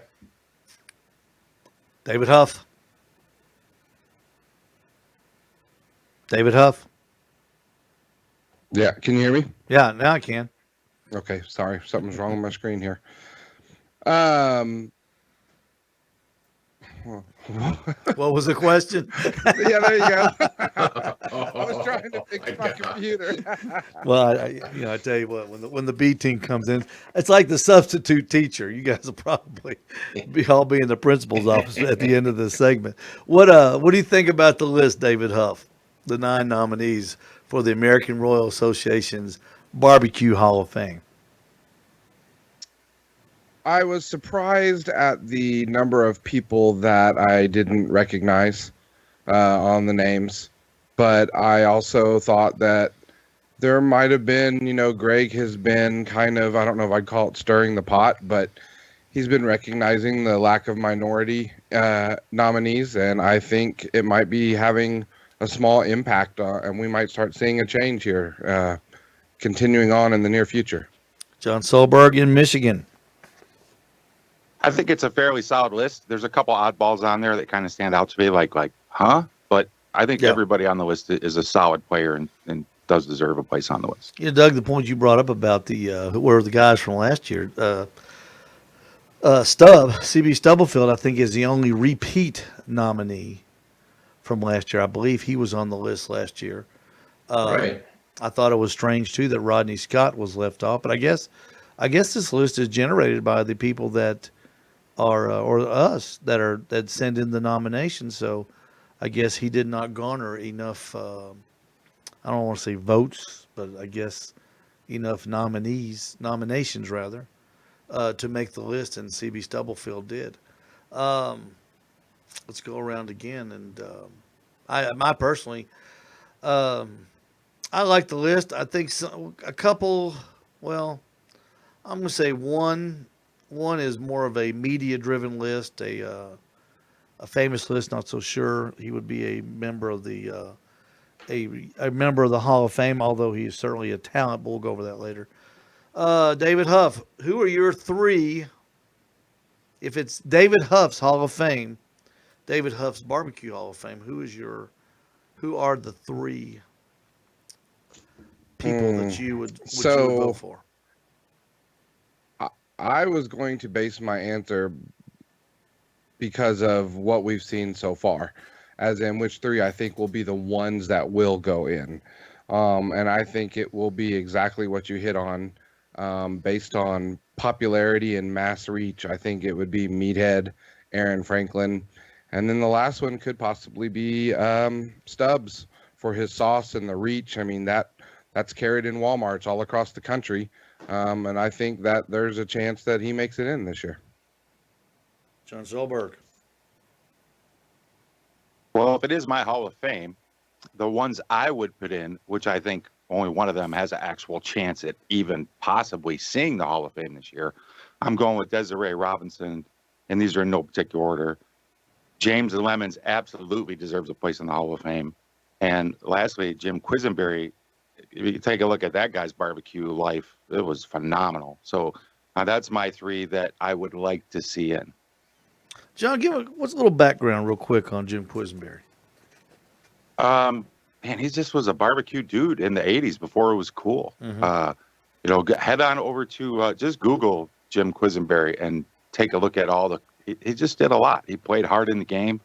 And wasn't he one of the founding people of the Memphis in May or Memphis I barbecue? can't confirm or deny that personally. I think. So I don't know that for a fact, but I mean, he built his whole family life around barbecue. He built his vacations around barbecue. His kids are now in the barbecue business. Yeah, he's definitely had an impact on the industry and probably an unsung hero. But it's definitely worth checking out their website. There's a lot of great stories. It's a good website. It's got a good blog. It's entertaining. Also, don't forget that the embedded correspondence is being broadcasted to you on the Fogo Premium Hardwood Charcoal Hotline. Doug Scheiding, your picks. Well, I got the first two right away, and it was really the third one that gave me trouble. But I think Aaron Franklin is going in. I think he's done a lot for barbecue, just in terms of popularity, being named, by Bon Appetit as the best brisket on the planet. Whether it's coincidence or whether that was part of it, is it more mainstream now? I'm not sure. So the other one is Stubbs. Even though I'm not a fan of the barbecue sauce, and he is from Texas, I think CB Stubbs is going in. Like you said, he's on the list for 2 years in a row. I think that's not by coincidence. So the third one was the tough one for me. It's going to be someone from Chicago. It's either going to be James Lemons or Meathead, and I actually think it's going to be James.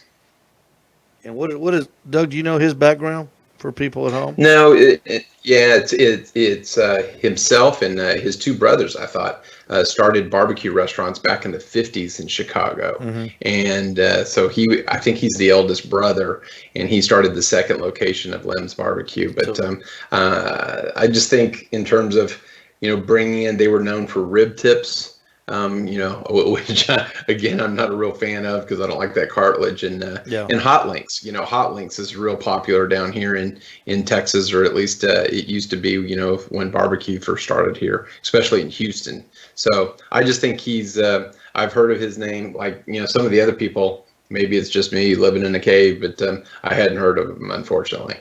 I tell you, I'm going to say, and I think because all the people that are in the hall get a vote, and I think there's some other people on a committee that vote. I'm not sure, but I think that the most of the voting comes from the people that are already in the hall. And at last count, I think I counted 27 people. Most of them are barbecue cooks, and this is the reason I think my nominees will go in. I think that this is a group. It's going to be a group that is not only respected industry-wide, but I think it's respected by this group that's going to be voting. And my picks for the Hall of Fame, number one, is Meathead Goldwyn. I think Meathead will get in the Hall of Fame because because his pioneering in the internet information world for the barbecue industry, where there was nothing when the competitors, the Myron Mixon, Dr. Barbecues, Melissa Cookston, when they were starting out, there was nowhere to get information on the internet, and Meathead kind of started that for them, and it's become just crazy, all the information that you can get. I think that he will be voted for because of that. I think the second person will be Stubbs, CB Stubblefield, and Doug. I think it's for the same reason that you thought too, because it's his second time, and I think he is such a monster. He had such a monster effect in the sauce business. I know, right? If you go down to my pantry right now, there's a jar of Stubbs barbecue sauce down there, and probably in most of the pantries in the United States, right next to their Sweet Baby Ray's. And I think the third one, It's going to be Jim Quisenberry. John, I agree with you because I believe he is so respected by the competitors for what he did to start competitive barbecue. The Memphis Barbecue Network before it was the Memphis and May Network, and that was the big one before KCBS got so strong. They were that's where a lot of the older fellas started, and I think he's going to be quite respected for starting the entire barbecue competition scene. So my pick is going to be Meathead, CB Stubblefield, and Jim Quisenberry. Anybody want to put any money down on this? Not that they'd pay. Oh, I pay. Yeah. Yeah. You're listening to the embedded correspondence segment here on the Barbecue Central show. Okay, around the table, David Huff. I know you've had some trying times, but your Memorial Day activity, yours was quite a standout of the group here. You were the star. I think you were the star standout of Memorial Day activities. Well, it was bittersweet, I'll tell you that. As you can see by my attire here, we've definitely had some rough weather in Oklahoma. I was supposed to go camping on Memorial Day, and the campground we were going to go to is at the base of the dam where the two barges escaped and were floating downstream, and they were worried it was going to hit the dam, break through, flood the area, and kill all the people. So the campground got canceled. Then we almost had a couple tornadoes by the house. And all through all that, I was fortunate enough to be on the local television station and do a cooking segment on how to grill.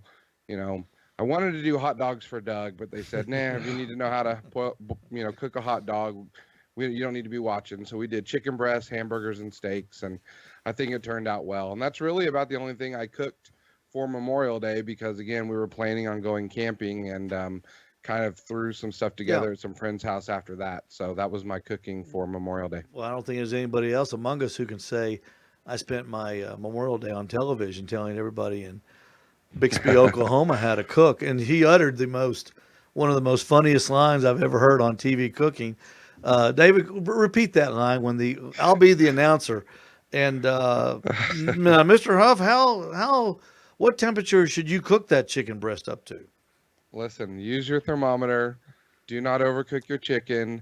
Go to 165. Anything over that, you might as well shingle your roof with it because it's just a boneless, skinless, dry piece of shingles if you cook it over 165. That was a coffee spit out moment in my book. John Solberg, your Memorial Day memory from yesterday. My world is full of emergency responders and retail folks. So any holiday is just a holiday or a Saturday or Sunday. So we don't really have those. I'm real close to Great Lakes National Cemetery. So of course I always visit Great Lakes National Cemetery regularly. So I make a trip over there for that service. And I cleaned cookers. I cleaned 4 Webers and ran 9 racks of ribs for some friends in retail. Mm-hmm. And it's kind of boring, but that's it. That's what I did for Memorial Day weekend. Doug Schotting.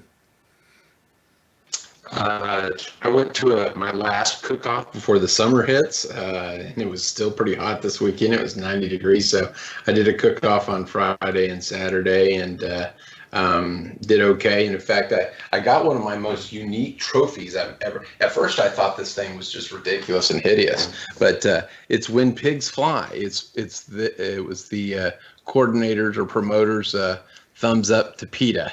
And so this is the trophy I got for my first place ribs.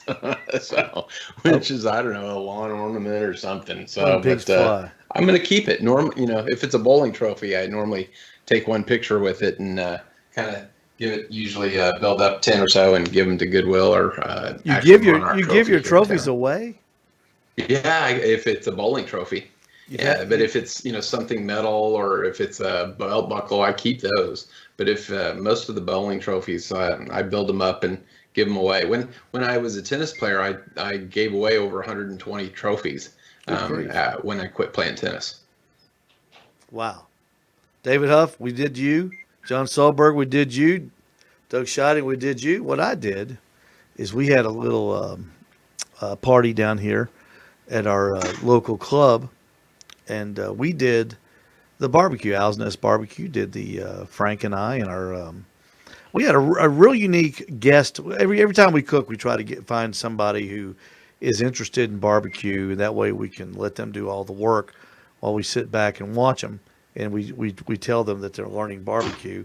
That's how we get a rest. This year we had Lieutenant Colonel Jay Land was on our team for the for this particular little cook, and Jay has just retired after 30 years of service in the United States Army, serving the last 9 basically in Seoul, South Korea. So we were entertained early Monday morning and into the day by stories from Jay after a 30-year career. And you can imagine how interesting those stories were when he rolled into Iraq and the Middle East realm. So it was kind of nice to spend that with an Army veteran that has been there and is just basically just still in his transition period after being retired from the Army. So it was kind of a special day for us. One of the better Memorial Days I can remember. Although we were enlisted to help and we had to help more than the original plan was. But that's another story for another day. All right. Hey, did you guys see, I'll go around the room. John, have you seen the all of the press on that oh gosh, what's it called? It's the fake meat. It's called do you know Impossible Burger. is that what it is? Impossible Burger, but there's the company that that does that meat. And that stock is on fire. That's all they talked about today on CNBC was the stock of this company. I watched it all day. I should remember the name of it. But John, do you think that this the fake meat industry is got some legs on it? Absolutely. I mean, everybody wants to try it. I want to try it. I haven't tried it yet. There's a demand for it. Everybody's getting into it. So we just got to wait to get to, artificial meat with CBD, and it'll be the next thing. Yeah, the they were saying that the millennials, they don't eat meat. They're all vegetarians. And David Huff, have you seen this? You're of that age group. Yeah. It's not for me, but that being said, I know there's absolutely a market for it. There are people, I have a lot of vegan friends. I have a lot of vegetarian friends. When they come over to my house for a barbecue, I try to do the best I can. I wish there was something like that I could serve them. I'll tell you real quick, one of my favorite things on the menu at a restaurant in Kansas City called Char Bar. It's a barbecue place there, and they smoke a jackfruit, and it is done so well. I almost like it better than their pulled pork. It's stringy from the standpoint of it has the consistency of like pulled pork would. Not stringy as in hard to chew, but it's just delicious, and that's jackfruit is definitely not on the meat spectrum, and so I think that restaurants are out there trying to make more of a decision to provide to more people in the vegan and vegetarian mindset. Jackfruit. What is it? Yeah. Is it an actual fruit? I've never heard of it. Is it an actual fruit or is it something that's I believe so. It's an actual fruit, and it's about the size. It's bigger than a watermelon if you see a whole jackfruit. They're about 16 pounds. About 16 pounds for a whole jackfruit. And when you get them in the store, most of the time they're already processed in a can, John, I believe, right? But if you see a whole one, you'll know. I mean, it's about $30 for this giant jackfruit at the grocery store when they have them. Wow. I'll have to check it out. How do you cook those, David? I don't know. I'd have to ask them. But it came out on what they call their Womp platter, which is basically their sampler platter with so much food on it. When they put it down on the table, it goes Womp. That's where the name came from. And I had jackfruit put on there along with the pulled pork, and I really couldn't tell which one I liked more. Doug Shining, Yeah, I'd the love to mystery try an meat. Impossible Burger. So I don't know anybody that or any of the restaurants that carry it down here, but based on Greg has had it a couple of times and he says it's really good. So yeah, I'd love to try it. What do you think the when you talk to a vegetarian, and I've got a daughter and son-in-law are vegetarians, and I've got to admit when they come over, it's they eat the sides, and I always try to have them one of those burgers that are made out of were they black eyed peas? I think they're frozen and they're Black bean, Morning Star type yeah thing. yeah, and I know that's no imagination on my part, but I just don't know that much about food to experiment. But they do eat the sides, so they'll eat the potatoes and the macaroni and whatever. But my daughter was talking about the Impossible Burger, and of course her response was, "Dad, it tastes just like a meat hamburger." What do you think vegetarians, John? Do you think they miss meat and they want to taste meat? Because every time they describe something to you, it's always it tastes just like. But wouldn't you think that they want something that tastes different than meat? Hey, before I give my answer, just not to interrupt, but do you need to do a read before I start my answer? Well, I've read everything. Okay, good. Yeah, I've got them Well, all. I've got them all in. sorry about that. That's okay. I'm just used to that schedule thing, and my clock's going Well, in my I'm head. going to do something. I'm going to do something just a little bit different. But Okay, you're right. okay. I will be Um, breaking when I get tired of y'all. Go We ahead. need a break for a costume change. Yeah. I'm glad that you brought this to me, Steve. My son is a vegetarian. He's also a millennial, and I don't mean that in a derogatory term. Mhm. All millennials get lumped into some odd group, and that's just not the case. I love the fact when he comes home to visit and spends a few days, and I get to cook vegetarian things. I will say he does not miss meat. He is not looking for meat texture, and like I say, if he's here for 3 or 4 or 5 days, I go, man, I'm cooking. And it's a great opportunity for me. So I've never had the conversation with him about Impossible Burger, but I can honestly say he doesn't miss the texture of meat.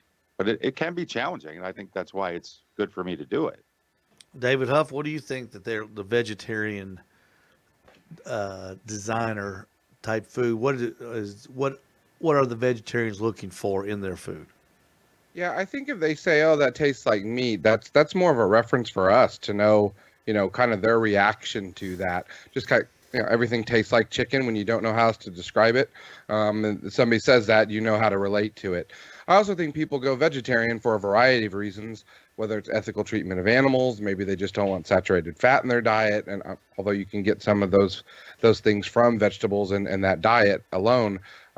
I just think depending on the reason, what they may be looking for. I have a friend that has been vegetarian for, gosh, 6 years, and she was at a party and they didn't have anything vegetarian friendly, and she tried to eat red meat and she was deathly ill. Really? So she does not miss that anymore. She's perfectly happy with her choice, and I have no problem with it at all. No, I've got no problem with vegetarian. I was years and years and years ago. I'm talking 31 or 32. I was a vegetarian for about 6 months, and I gained so much weight though because I ate pasta every day. I mean, it's not. It can be an unhealthy diet too, if you don't know how to eat it. Doug Shining, what's your take on the vegetarian that says this tastes just like meat?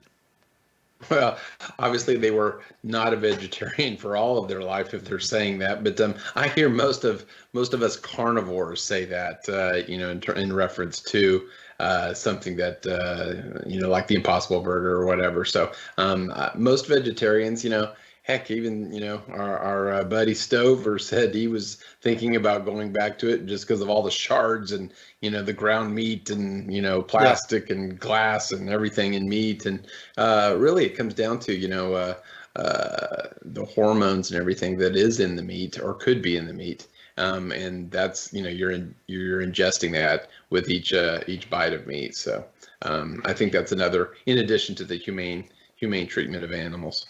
Hey, real quick before we continue, I want to remind everybody that tomorrow at 3 o'clock right here on the Barbecue Central Show Facebook page and the Barbecue Central Show YouTube channel. You can watch live coverage of the American Royal Association's Barbecue Hall of Fame. They will take the 9 nominees. They will be whittled down right before your eyes, and the 2019 inductees into the Barbecue Hall of Fame will be announced live during the 3 o'clock show, a special airing, special bulletin show of the Barbecue Central Show that will be hosted by Greg Rempe. You won't want to miss this if you are interested in the barbecue legacy. This will be an interesting show. I'm sure Greg will have interviews with some people and talk about the nomination process, and he will be talking with people about why they think this person should be in and why they didn't get in. A full coverage of the 2019 American Royal Association Hall of Fame induction announcements. And Doug Scheiden, I'm going to start with you first. Is this groundbreaking coverage of this, do you think? Yeah, I think so, and it's probably something that they should be doing themselves, as an organization, because I don't think they do enough to really basically announce who's winning, publicize the whole process. It's kind of, Greg has to remind everybody to go to the website to for the promotion and that sort of thing. You would think that they would be doing a lot of that themselves. So I think it is, and I hope Greg is able to do it every year going forward, and maybe he'll have a little more voice and get in on the inner circle and actually help decide who the final 9 nominees are, et cetera. So, because I don't think they do the 9 nominees based on how many people nominated people. Heck, if that was the case, Greg would be in on the short list, and so would probably John Marcus for all of us, Centralites that put in nominations for that. So I think it's a secret group that votes on this and then decides who the final 9 are. John Solberg, groundbreaking coverage or not? It is groundbreaking coverage, and I agree with Doug's point that they don't have a platform to do this. It's not their focus. I'm not really even aware of their social media presence, so I think that there's a lot of synergy here. I'll say that I don't ever see Doug's point of Greg being part of that inner circle, but it's a really nice thought. And on the whole John Marcus thing, to me, that's almost appalling that this guy has not even made the short list yet. But that's a personal rant. You don't want to get me going, because if it wasn't for John Marcus, I would not be sitting here talking to you guys. Most of us in the world of barbecue would not be having this conversation. I'm with you. I'm with you there. I'm with you there right there. David I'll Huff? mute myself now. I'm just going to echo my fellow correspondents. There's a problem. You have a marketing and a branding problem if potential nominees for your Hall of Fame don't even know that the Hall of Fame for barbecue exists. There's been people come on Greg's show that he's mentioned to them the Hall of Fame, and they're kind of staring, wide-eyed. They don't even know that there is a barbecue Hall of Fame, and that's an issue.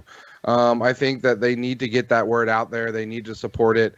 Do they ever show up at events? Do they ever run any type of marketing or campaigning? Maybe they don't feel there's a need, but if you're going to have a Hall of Fame, really, what's the point if you don't let people in the industry participate, be made aware of, and yeah.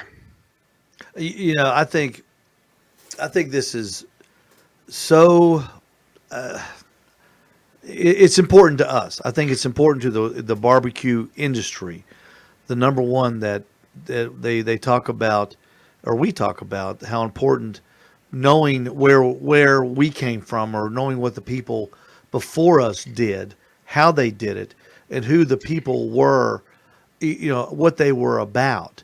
And I think that this is something that it's almost, to me, unbelievable that with the tools that fellas, if you can set up a studio in the bonus room of your house and broadcast to the internet a barbecue show every week, just think what an organization like the American Royal Association could do with their funding and a media John, talking about a bigger media presence, a bigger production of this, instead of having Greg have to go to them and say, "Hey, let's do this," and they go, "Wow, that's a good idea." You just wonder, why wouldn't they want to, spread this out? It's almost like it's I don't know, John. Do you think, John, that they it's almost like it's a secret that this Hall of Fame exists? It's a tough question because I'm going to try to do the political wrestling thing here for a minute. Nobody gets hurt, but it looks real good. It's not their focus. They have a big, the American Royal has a lot going on. It's bigger than a barbecue contest. So the Hall of Fame may not be that high up on their budgeting and priority list. And that's not necessarily a bad thing. I mean, at least something is being done. So where am I going here? It's like, I just don't feel it's high on their list. And let's look at it. As David said, there's people that don't even know it exists that are nominated for it and whatnot. It may not be that important to the rest of the planet or to the American Royals business statement, their focus. And those are questions, man, I can't answer. David, let me ask you this. Would you have an interest in going to a hall, a building where they actually had the baseball, football Hall of Fame for the barbecue inductees into Hall of Fame? Would you be interested in you going on a trip with your family to such a building if they ever built one? So it's interesting that you said trip with the family, because I think there's the issue. If I'm going to the Rock and Roll Hall of Fame, if I'm going to the NFL Hall of Fame, if I'm going someplace like that, you have such a general interest, a general, people know what football is, they know what rock and roll is. If I were on vacation with my family and I told them I wanted to stop in at this place and take even 2 hours out of family vacation to go through a barbecue Hall of Fame, I might not have. I might have to find a ride home from vacation, because I just don't think, if you're not interested in the industry the way that you and I are and people listening to this podcast are, it's not going to get any support from the general public. I just think the field is limited on who's going to be interested. And that's why I think the marketing within the field should be better, because that's your audience. Those are the people that you should have supporting you and caring about it. They're the ones that need to know, because no one else really is going to care.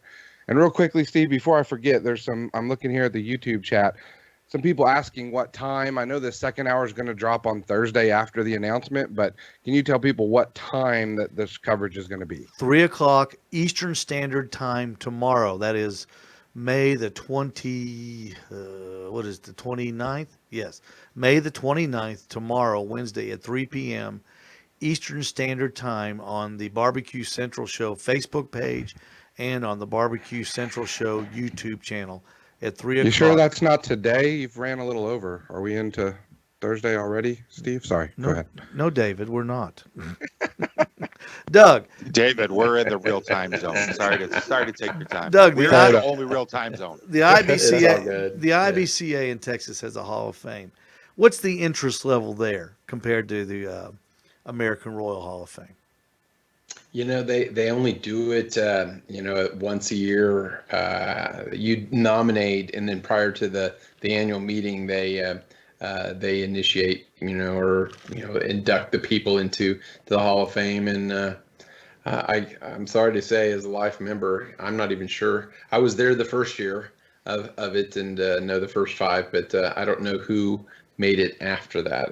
I missed last year as I was out of town, so I actually am not aware. You see, the idea of a brick and mortar Hall of Fame intrigues me. I could see a building saluting the early barbecue, the African Americans coming, or where they started in the Caribbean with the holes in the ground cooking food, and then the whole progression of barbecue from the holes in the ground to the handmade brick pits, all the way up to modern day gravity fed um, and electric powered smokers and gas powered smokers that are out there. I think that would have a that would show a, or I think people would be genuinely interested in that. You could have a the backyard barbecue exhibit and show the history of find John, you probably know the first backyard grill that was mass marketed to the consumer, something like And that. Steve, maybe this is semantics, but that sounds more like a museum. So Well, yeah, somebody in Yeah. Tennessee or Alabama, Mississippi, Oklahoma, Texas, whoever could just start that without having to be associated necessarily with the Hall of Fame. well But I think it's a great idea. you would incorporate. I mean, if you've ever been to the NCAA headquarters in Indianapolis, they start with the history of the NCAA, and they trace it from the flying wedge all the way up to the modern day, the gymnastics and all the different things that the NCAA does. Baseball has that too. They've got a traditional in football. They've got the history of their sport incorporated into the Hall of Fame, and that's what I think makes it interesting. No, if you went into a room with 27 busts of barbecue pitmasters, no, it's not going to be exciting. It's not going to draw people. But I think if you incorporated it, because barbecue is such an American passion, I really do think that it would draw a crowd big enough to sustain it. Especially, of course, you'd have to put it in. That'd be another great discussion. Where would you put it? Real quick, Doug, Kansas where would City, you put Missouri. it? Oh, sorry. That's all right. David Huff, where would you put it? Kansas City, Missouri, because it's centrally located in the United States. They have such a background there in history and barbecue. I think I'd put it there. Doug, where would you put it? Kansas City, Kansas, and no, I'm just kidding. Kansas City, obviously, because American Royal, just because they have the ownership, and they have the inductee ceremony at the American Royal every year. But you put the nail on the head from the standpoint of hit the nail on the head from there's only 27 people, and they really don't get into the depth of the history of barbecue. It's a lot more of the recent people and not the ones that were the founders and the James Lemons and a lot of the people that Adrian Miller talks about in Columbus Hill, et cetera. So they need 100, 150, 200 people in there, and then maybe they can think about having a building. John Solberg, where would you put the Barbecue Hall of Fame? Virginia, the birthplace of American barbecue. And if we go to Kansas City, everybody in Kansas City looks at everybody else in the country like, down, Yeah. they're political wrestling match. It's not Kansas City's not the home of American barbecue. I say Virginia. I would go with Memphis. I think Memphis would be a great place to locate it. It's not that far from Kansas City. There's lots of things to do in Memphis. I just think it'd be a great addition to that city skyline. Gentlemen, thank you so much. The embedded correspondents, John Solberg, David Huff, and Doug Scheiding with us tonight. Gentlemen, we'll see you the fourth Tuesday of June. Until then, I bid you farewell. Thanks for joining us, guys. Adieu. Adios. And everybody, thank you for joining us here on the Barbecue Central Show. This is Steve Ray filling in for Greg Rempe. We sure appreciate everybody watching and everybody listening. Don't forget, at 3 o'clock tomorrow, 3 p.m. Eastern Standard Time, no matter where you are, you can tune to the Barbecue Central Facebook page or the Barbecue Central YouTube channel and get full coverage of the American Royal Association announcement of the 2019 Hall of Fame inductees. You only can get that live on the Barbecue Central Show with Greg Rempe. That's tomorrow at 3 o'clock Eastern Standard Time right here on this station. Until next Tuesday, everybody, thank you for joining us. And we will see you soon down the barbecue road. And as Greg says, September 11th, 2001, we will never, ever forget. Happy Memorial Day, everyone, and we'll see y'all later.